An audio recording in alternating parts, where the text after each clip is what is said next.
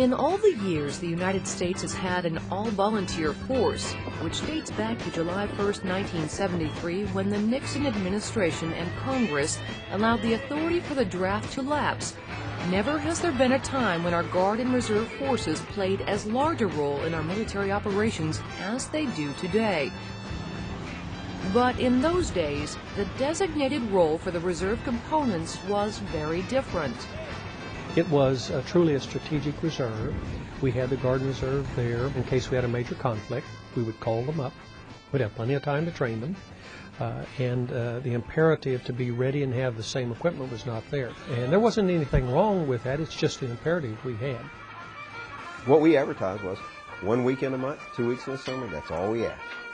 And that's what was expected. We were not going to mobilize and go to war unless the Russians came across the Fulda Gap, and we were going to be the strategic reserve. So we were going to have plenty of time before we were needed to mobilize, to train, to get organized, before we were ever going to get employed.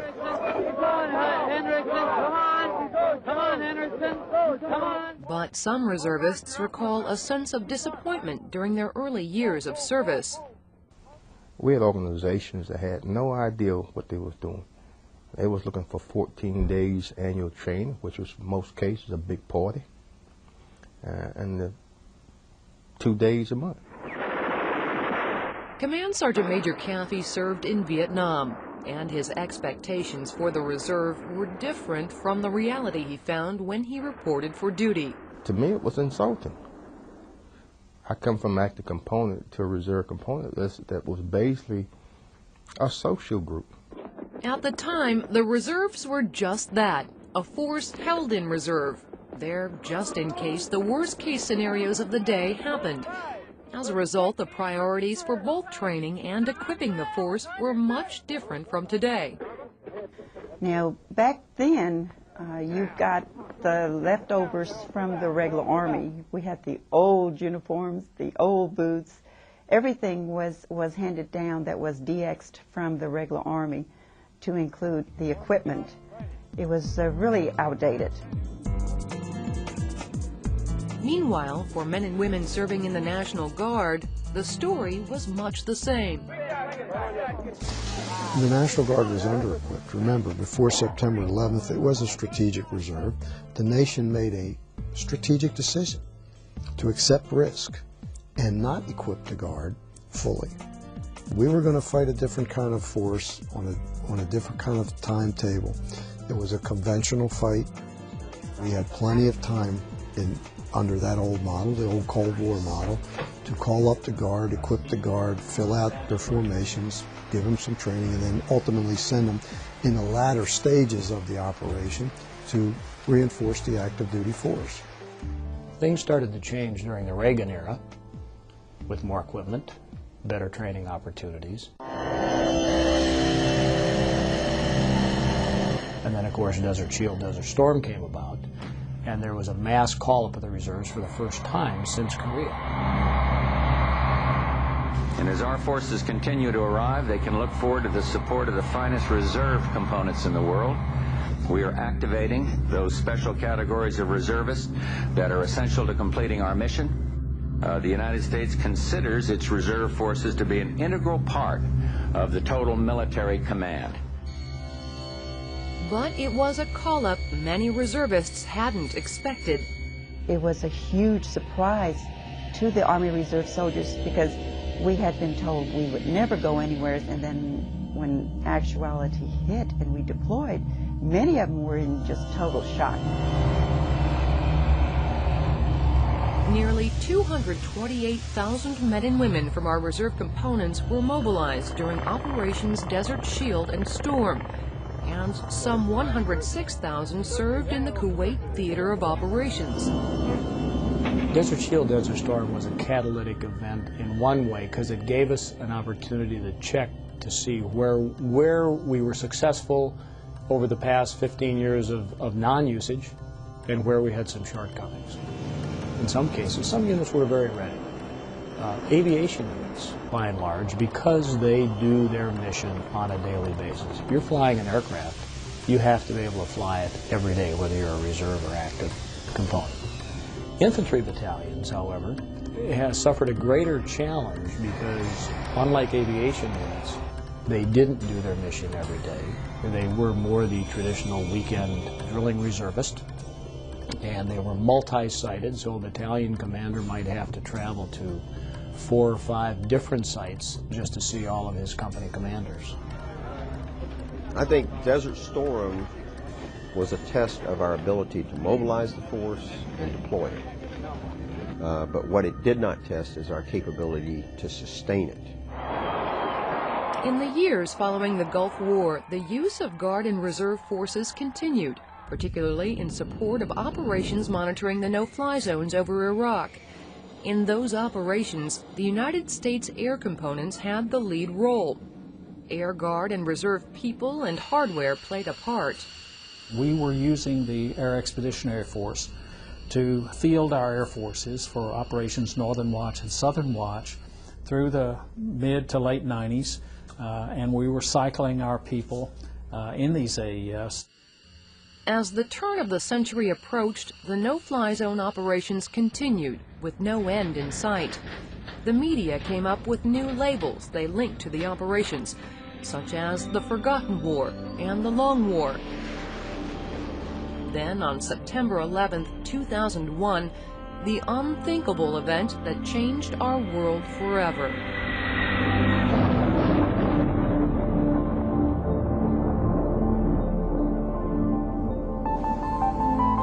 In the days and weeks following the 9/11 attacks, thousands of Guard and Reserve forces were mobilized. They helped safeguard our ports, patrolled our skies, beefed up security at military bases and airports throughout the country. Meanwhile, U.S. leaders began to plan, because one thing the attacks made obvious was that the fight in our future would be nothing like those of the past.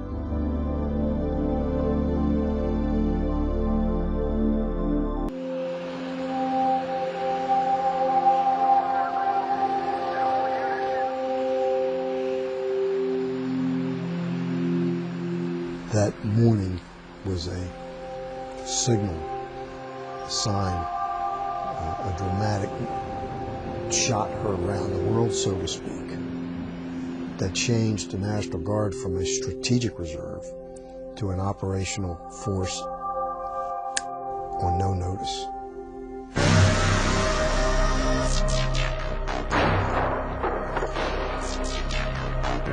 On October 7, 2001, the United States launched Operation Enduring Freedom, the military's part in the global war on terrorism. Where's that fire coming from?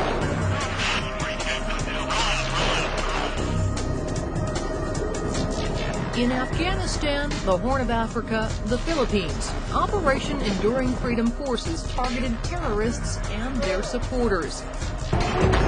Baghdad is under attack, Basra is under attack.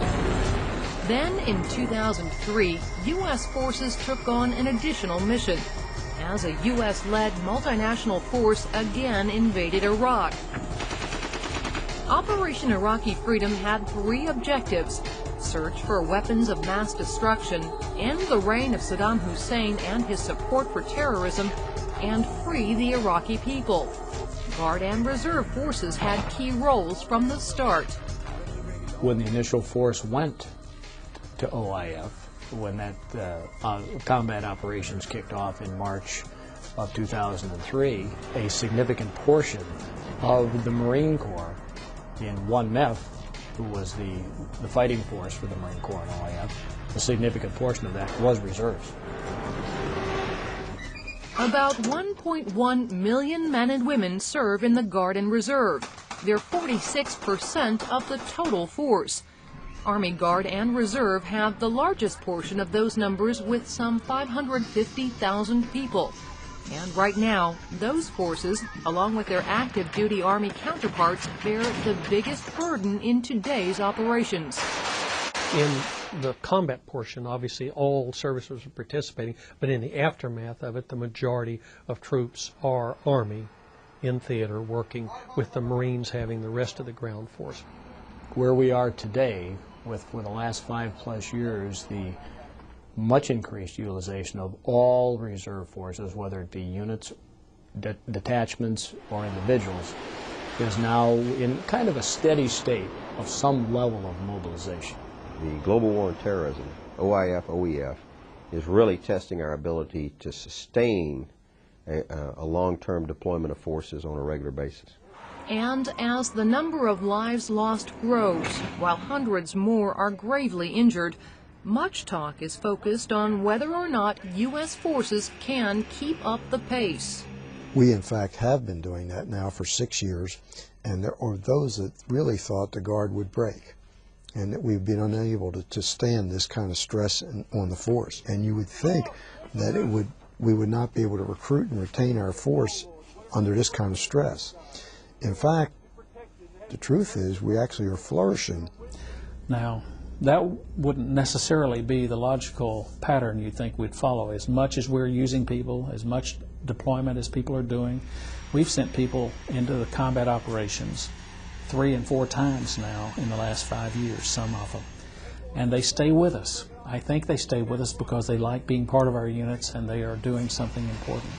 We have people on their 4th, 5th deployment already, and we have over 4,000 people right now with their hands up in the air, willing to train for any mission to go serve. Nearly all the reserve components say 2006 was a good year for both recruitment and retention. Along with better training and equipment, improvements in readiness throughout the reserve components has been a top priority. That means more emphasis is placed on things like making sure families are prepared and that troops are physically fit. We're mobilizing people to some pretty austere, harsh conditions, whether it's 126 degrees in full body armor in the desert, whether it's the cold of the mountains. You need to be fit when you get there. And we realize this now, and so we hold them to a higher standard. But on top of supporting military operations around the world, there are still the obligations that must be met on the home front when disasters like 9/11 and 2005's hurricanes happen. At one point in that Katrina response, the Air National Guard had 50% of all the C-130s in the inventory in the air in response to citizens of our nation. It was extraordinary. Okay, here, we've got a rescue in progress. Coast Guard men and women also played a big part in the aftermath of Hurricane Katrina, ultimately helping save more than 30,000 lives. The interesting thing about the Coast Guard Reserve and the Coast Guard, if an event occurs, the Coast Guard folks go to their stations to get in touch with their chain of command, and they're ready. And the paperwork might not be done right that minute, but darn it, they're ready to go, and they were ready. It happened in 9/11, happened with Rita, it happened with Katrina. The training Coast Guard reservists get isn't on simulators or in military exercises. They fulfill their training requirements doing what the Coast Guard does every day. When our reserves train and get ready for the next event, they train and work together day in and day out with our active duty components doing homeland security, search and rescue. So when they're drilling on a weekend, they are conducting those missions. In addition to its state role of responding in case of emergency, the National Guard took on a unique new mission last summer. In August, the Guard began the 2-year Operation Jumpstart, an effort to help safeguard the U.S. Southwest border by providing support and improving the capabilities of the Border Patrol. They have virtually returned hundreds of badges back to the border because the National Guard has enabled them to be freed up to do law enforcement work where heretofore the Border Patrol agents were being used for other than law enforcement. We've expanded their eyes and ears dramatically. We can see parts of the border and report on operations occurring on the border that the Border Patrol, previous to the Guard involvement, was unable to do. We've done a dramatic job of increasing their what they call tactical infrastructure, their vehicle barriers, their road nets, their ability to have mobility of the Border Patrol agents laterally along the border, in placing sensors, putting in fences, lots and lots of capabilities that the Guard has brought to this mission that is much appreciated by U.S. Border Patrol. Around the world, joint operations between all the military services and utilizing both active and reserve forces is happening more every day. And to meet mission needs, many services are often forming units made up of a mix of active, Guard, and Reserve men and women from all over the country. The reason we can do that like that is because we all have the same standards for training and for operational readiness. So we can put together sort of a rainbow of units to do the same kind of missions with the same airplanes and not miss a beat, because we all do the same kind of training, have the same tactics, training, and procedures. But even though training and equipment are improved over the Cold War years and men and women are continuing their service, reserve component leaders are always looking ahead, thinking of new initiatives and incentives to help keep the force strong in the future. We walk a tightrope. The tightrope is how do we retain a force that's greatly needed, that's both a citizen and a warrior. If we be too heavy-handed on the warrior side, we're going to lose them. If we're lackadaisical on the citizen side, we're going to lose them as well. So we got to do this balancing act. Equally critical to maintaining force strength is knowing where to send them, a difficult task. Because the enemy has a vote. I mean, we have not exactly had a perfect crystal ball in any regard in forecasting how many forces we would need in each one of these rotations for Iraq and Afghanistan. Things have not gone exactly according to our plan. The enemy has its own plan. Since 9/11, more than 500,000 men and women from our reserve components have deployed. Today, some 90,000 are involved in U.S. military operations around the world. The change from the standby mentality of the Cold War years to the always-ready requirements of the post-9/11 world hasn't been easy for our Guard and Reserve forces. But adjusting internally to the change isn't the only issue. There are new organizations, such as the Department of Homeland Security and U.S. Northern Command, that weren't a consideration when legislation outlining the roles of the reserve components was written. Those and other issues led to the formation of an independent commission on the National Guard and Reserves. And according to commission reports released thus far, a lot of work has to be done to truly make the reserve components an operational force. That's a huge paradigm shift from being a strategic reserve to being an operational reserve. And yet our commission has found that DOD has not made any of the underlying changes in the laws, rules, regulations, policies, procedures, funding, and equipping to make it truly a ready operational reserve. One of the Commission's key findings in a report sent to Congress in March relates to National Guard equipment levels. According to the Commission report, 88% of our stateside Army Guard units are not mission ready because of equipment shortages. So DOD has declared that we have this operational reserve, but they haven't made the changes necessary to ensure that such an operational reserve is sustainable. We have concluded that on current situation, it is not sustainable. The Commission's final report, to include recommended reforms in legislation, is due to Congress in January 2008. As for the reasons why equipment is so scarce among stateside Guard units, leaders say the force had a limited stockpile of equipment prior to 9/11, and deployments over the years since then have taken a toll. So as we have sent forces to Afghanistan and Iraq and other places around the world, we've cross-leveled this already low level of equipment fill to ensure that everybody has what they should have when they go overseas, and that has depleted our equipment stocks significantly. When you add the fact that we leave some of the equipment in theater, which we rightfully should do to save time and money for the troops that are following on to them, this exacerbates the problem or even makes our equipment problem back here at home even worse. Although the fix will take some time, the Defense Department has earmarked a considerable amount of money over the next few years to address the shortage. We have about $9 billion budgeted for equipment strictly for the National Guard. Other significant improvements the department's new secretary has committed to are reducing deployments to 12 months and a move to deploy the Guard as units instead of as individuals, something the Guard's chief says his people have wanted for some time. is far different if that person, that citizen soldier, were to come home and talk to his spouse or her spouse or their employer and say, my unit has been called again and I have to go. It is a much, much different dynamic. However, Secretary Gates cautions the change won't be easy. There will be a painful transition period because we've been using individual volunteers over the last several years.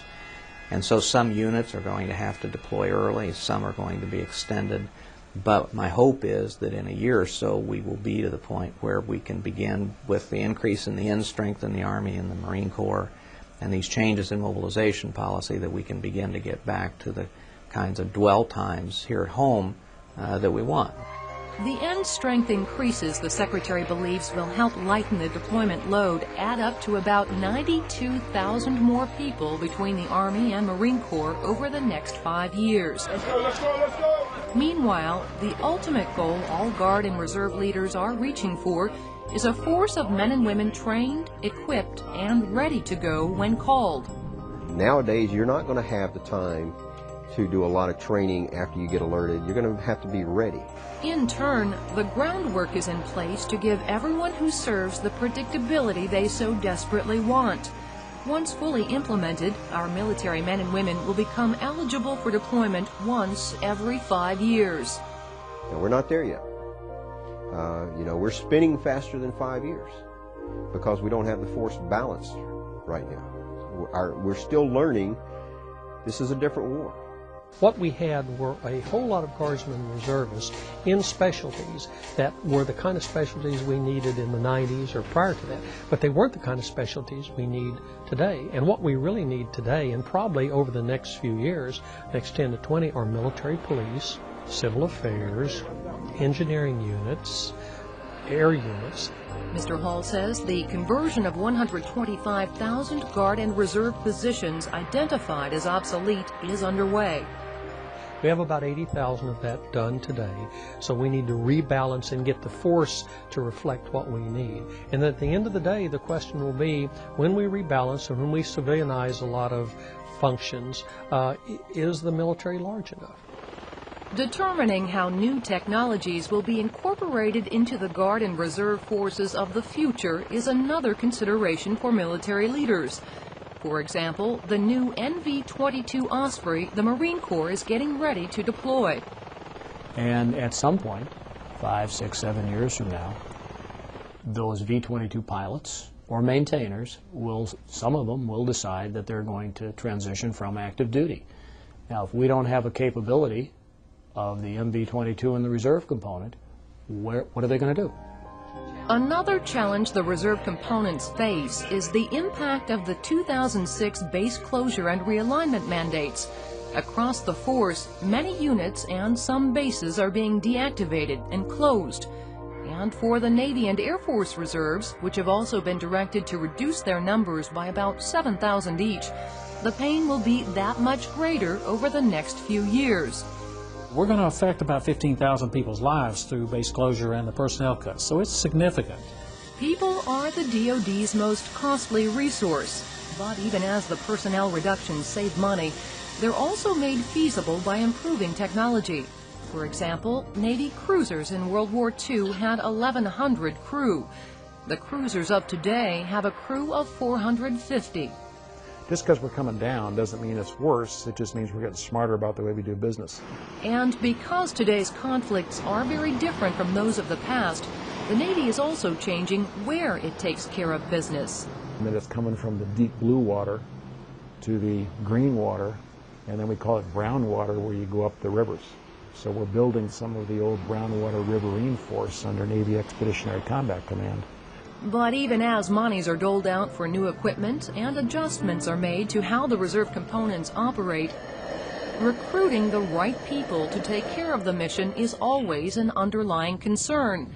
And some are worried over what the future holds in store. We've done some research here in Navy through the Chief of Naval Personnel. 72% of our nation's youth are now ineligible for military service for a wide variety of reasons. Start with just not in physical shape, don't have the skill sets, tattoos, drug use, criminal and parents who don't want their kids to serve in an economy that's doing pretty good on the outside. Keeping up recruitment and retention, balancing skills to meet today's needs, and reducing wear and tear on people and equipment are just a few items on the daunting list of goals set for the Guard and Reserve in the next few years. But according to the generals and admirals leading our reserve components, the world situation today demands no less than a force fully ready to respond when and where it's needed. We will look back 5 years from now, and these will be the good old days. If we think we're busy now, I think we're going to be more essential and even more busy in the years to come.